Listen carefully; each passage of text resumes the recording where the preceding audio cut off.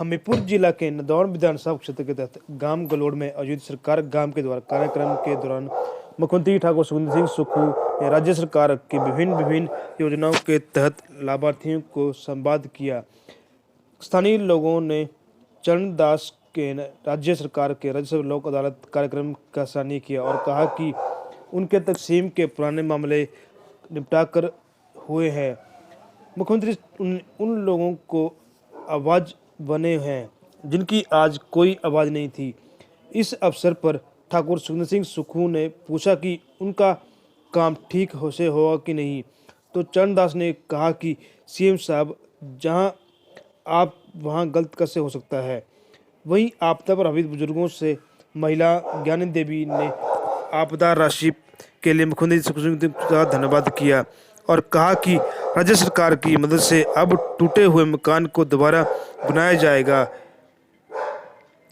ताकि बुजुर्गों को कोई परेशानी न हो, ताकि उनकी कोई कमी न महसूस हो। नियमों को बदलने के लिए राज्य सरकार ने यह राहत पैकेज प्रभावित परिवारों को मुआवजा बढ़ाकर प्रदान किया है।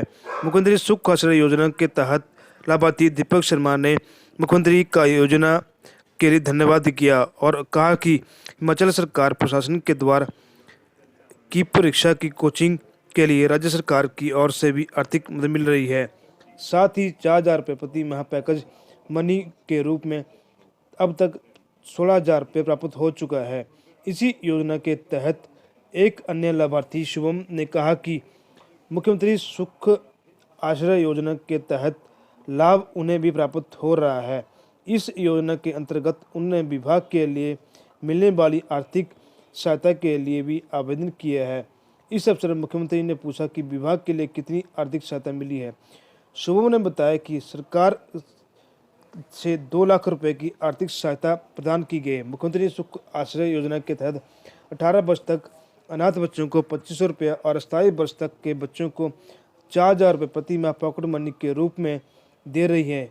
उनकी शादी तथा स्टार्टअप के लिए 2-2 लाख रुपए का प्रदान करने के साथ साथ उन्हें घर के लिए भूमि उपलब्ध करवा रही है और 3 लाख रुपए का आर्थिक सहायता अवदान भी करवा रही है।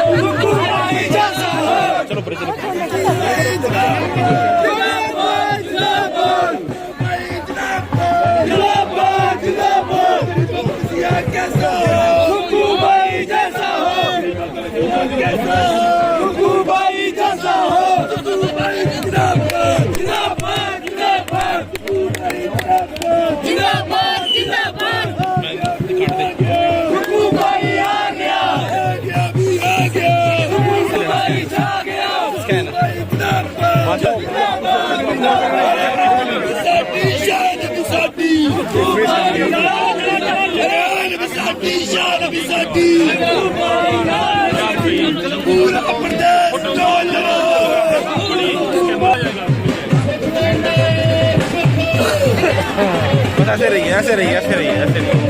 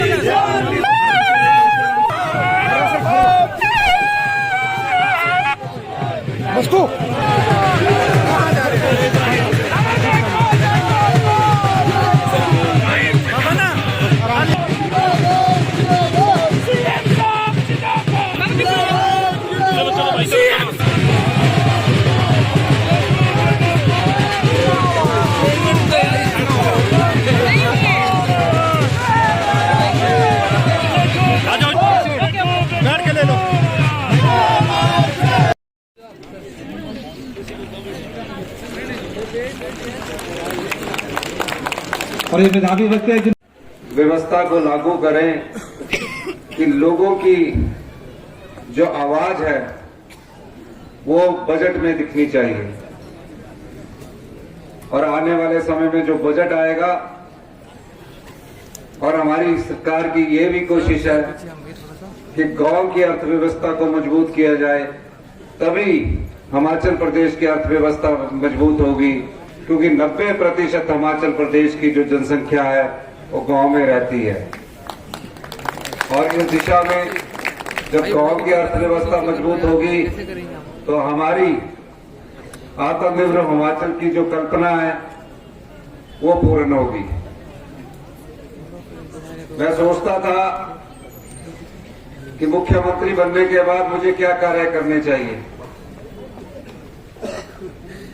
और जब मुख्यमंत्री मैं बनूंगा तो मेरी प्रयास रहेगा कि सबकी जो उम्मीदें हैं उनके ऊपर खरा उतरूं। लेकिन धीरे धीरे जब सरकारी कामकाज में मैं देखता गया और मुझे पता लगा कि सरकार चलाने के लिए भी बजट का प्रावधान करना पड़ता है। जिस तरह हम अपने घरों में हर महीने की पहली 2 तारीख को देखते हैं, जो सरकारी कर्मचारी है वो ये देखता है कि मेरे को कितनी पे आएगी, कितनी पेंशन आएगी। दुकानदार ये देखता कि महीने में मेरे को कितनी कमाई हुई, इस कमाई के आधार पर मैं अपना खर्चा करूंगा। किसान देखता है कि उसकी आय कितनी हो रही है और एक बजट बनाता है। उसी तरह सरकार में भी एक बजट बनता है।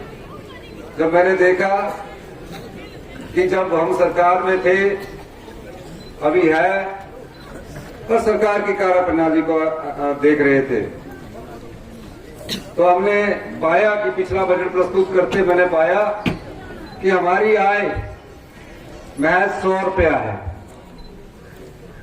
अब 100 रुपये में खर्चे पूरे करने हैं,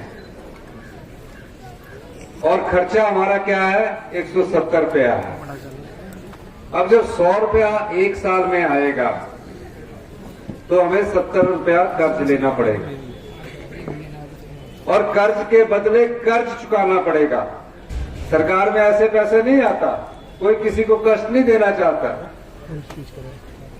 जब मैंने आंकड़े देखे तो तकरीबन 15,000 करोड़ रुपया तो हमारे सरकारी कर्मचारी अधिकारियों को पे के रूप में जाता है। 10,000 करोड़ रुपया हम पेंशन के रूप में देते हैं।